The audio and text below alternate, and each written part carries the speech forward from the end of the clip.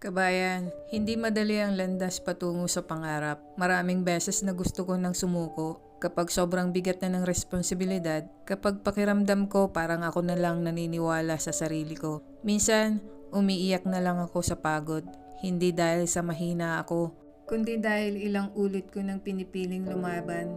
Kahit wala akong kasiguraduhan kung may mararating pa ba. Pero sa kabila ng lahat, kapit pa rin ako. Kasi alam ko, ang pangarap ay hindi basta binibigay. Pinaglalaban yan, pinaghihirapan kahit masakit.